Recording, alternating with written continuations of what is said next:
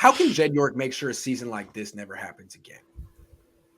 Whoever wants to go first can. I'll take it. I'm going to piggyback off of what Coach said, the last one. He has to be more involved. He has to, whether it's Shanahan that he sits down with at the end of the season, he needs to make sure that there's a plan in place. And that plan is 100% around developing Trey Lance. What does that look like? How do you right the ship? And if he doesn't hear what he wants to hear, then he's got to get rid of Shanahan. If he keeps Shanahan and whoever he brings in, he's going to have to appear more involved as well. I don't know what the involvement is, to what the extent of his involvement is, but to me, it seems like he just is not involved at all. Now, I don't need him peering over the next regime or even this regime's shoulder at all times, but he has to show some involvement, whether it's showing up to practices and acting like he just cares about what's going on. There's something to be said for that. At least show that you're going to be able to hold somebody accountable when that time comes. That time is clearly here, and I don't know if I see any accountability from him, at least not to the public. So for me, he has to be more involved, and he has to make sure that whoever is here has a clear and concise plan and is sticking to that plan. And that's something that he has to keep in his mind. Whatever that plan is, he has to have checks and balances to make sure that that plan is being executed the way they said that plan was going to be executed. I think that York needs to get on Twitter more and let his feelings be known.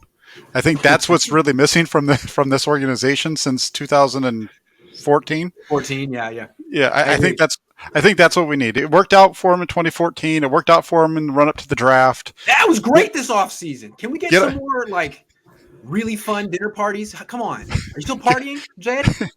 He's got to get out there and get on Twitter and let everybody hear what he has to say. I mean, beyond that, I don't really know a whole lot that York can do. He's sold the 49er fans a bill of goods this whole offseason with what this team was going to be. Mm-hmm. And people are starting to finally figure it out. You and I had this conversation, Grant, about a month and a half ago, I think, on one of our shows about how they kind of did the whole switcheroo here. This team, I don't think they ever really expected to be a Super Bowl contender. That's why they brought back all these guys that they did. And I think they just needed to try to make it sound like they were running it back again to sell tickets. Beyond that, I don't know what else Jed York can do. Jed York barely knows what a football is. So I don't know what he's going to do when it comes to helping this team. He's hired the guys that he needs to hire. It doesn't seem like he's in his way. I think they feel like they have a plan. It's just a matter. We'll see if the plan turns out next year.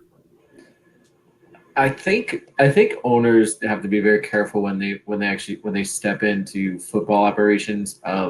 I think there are moments where they need to, when they have to protect the franchise. And I'll give you an example of that. If the Niners were out of playoff contention and the 49ers were insistent on playing Garoppolo, I think in that instance, an owner should step in and tell the coach, hey, you're playing the young guy. I don't care what you think. That's what you're doing. But that situation has yet to play out. If they do go a route of another firing Kyle Shanahan and hiring someone new, he has to correctly assess what went wrong and apply that to the new hire. If they are having problems in the personnel, if Kyle has too much control and he's going to stay, he might have to try and fix that situation with.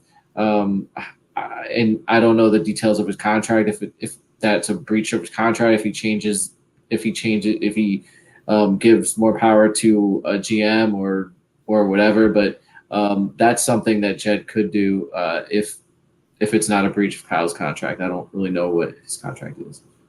I feel like Jed York created this season. I feel like he created last season too. Maybe I'm tripping. But I think what I would say how Jed York can make sure a season like this and a season like last year never happens again is don't give a contract extension. Don't give out 6 years extensions. Let me try to say this correctly. Don't give out 6-year extensions 3 years into the original 6-year contract. That's a good start. That's a good freaking start. I mean, they didn't do much the first 2 years of the 6-year contract. It's hard to expect human beings to really have a lot of urgency in years 1 and 2 of a 6-year deal. When they got to year 3, they actually acted like they're like it mattered, and they went to the Super Bowl. What did Jed York do? Just take away the incentive, take away all that stuff that spurred on all that goodness. Hey, you're going to be around a long time. All right, well, we're just going to flounder around for the next 2 seasons, blame mistakes and injuries. I don't know. I feel like the extension was unnecessary. They didn't win the Super Bowl. You didn't give Jim Harbaugh an extension. Maybe just don't do that again. Don't do that again. That's Grant. Don't you think that we're all kind of we're all built by our mistakes and our experience? And I think, to me, when I see that situation with the extension, I think that was a result of what happened with Harbaugh. I agree. And it was just, okay, this is worse. Let's do the opposite. Right. So I would hope that if he does move on from Shanahan, that he figures out, hey, like, you don't have to give the extension that soon, but, you know, when the time is right, give the extension. I mean, he had Kyle Shanahan locked up for essentially 9 years, 3 years into the deal. Like, slow down, Jed.